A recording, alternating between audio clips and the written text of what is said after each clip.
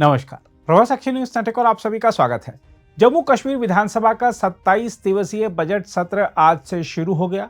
ठंडे मौसम में विधानसभा सत्र की शुरुआत गर्मागर्म रही, क्योंकि उपराज्यपाल के भाषण को विपक्ष ने निराशाजनक बताते हुए कहा है कि इसमें जम्मू कश्मीर को पूर्ण राज्य का दर्जा देने के बारे में कोई जिक्र नहीं किया गया।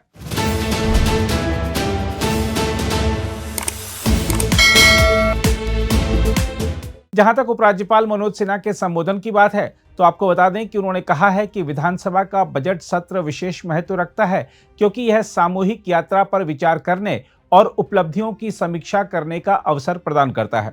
हम आपको बता दें कि मुख्यमंत्री उमर अब्दुल्ला 6 फरवरी को सदन में केंद्र शासित प्रदेश का बजट पेश करेंगे। अब्दुल्ला के पास वित्त मंत्रालय का भी प्रभार है। यह 16 अक्टूबर 2024 को सरकार बनने के बाद उमर अब्दुल्ला के नेतृत्व वाली नेशनल कॉन्फ्रेंस सरकार का दूसरा बजट होगा। बजट सत्र 4 अप्रैल को समाप्त होगा और इसे 3 चरणों में आयोजित किया जाएगा। पहला चरण रमजान शुरू होने से पहले और बाकी 2 चरण मार्च और अप्रैल में ईद उल फितर के बाद होंगे। चांद दिखने के आधार पर रमजान के 18 या 19 फरवरी से शुरू होने की उम्मीद है। फरवरी में 18 कार्य दिवस होंगे। इस दौरान मुख्यमंत्री 6 फरवरी को वित्त वर्ष 2026-27 का बजट और 2025-26 के लिए अतिरिक्त व्यय विवरणी पेश करेंगे। मार्च में 5 और अप्रैल में विधानसभा के 4 कार्य दिवस होंगे। बीजेपी, पीपुल्स डेमोक्रेटिक पार्टी और कांग्रेस सहित विपक्षी दल सरकार से चुनावी वादों और पिछले वर्ष बजट में किए गए वादों के क्रियान्वयन पर सवाल उठाने की तैयारी में है। माना जा रहा है कि विधानसभा सत्र में तीखी बहस की संभावना है। विपक्षी दल दैनिक वेतन भोगियों के नियमितीकरण, ध्वस्तीकरण की कार्रवाई और कथित भेदभाव सहित कई मुद्दों पर सरकार को घेरने की तैयारी कर रहे हैं।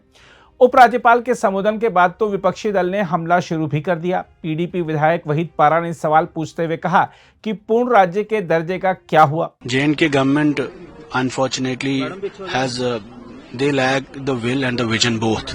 और गवर्नर साहब का जो एड्रेस था, जो J&K गवर्नमेंट का डॉक्यूमेंट है, which is made by the J&K government, elected government, there is no difference कि whether यहाँ पे गवर्नर्स रूल है या पॉपुलर गवर्नमेंट है, कोई फर्क नहीं है।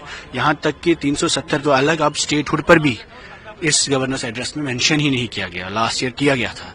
तो कहीं ना कहीं बीजेपी की ही सरकार चल रही है यहाँ पे, उन्हीं का नैरेटिव, उन्हीं का एजेंडा चल रहा है और जो भी वादे किए गए उनकी खिलाफवर्जी हो रही है। अगर आप भी लेना चाहते हैं देश दुनिया की तमाम जानकारी, तो आज ही सब्सक्राइब करें हमारे चैनल को। साथ ही नीचे दिए बेल आइकन को जरूर दबाएं ताकि हर अपडेट आप तक पहुंच सके।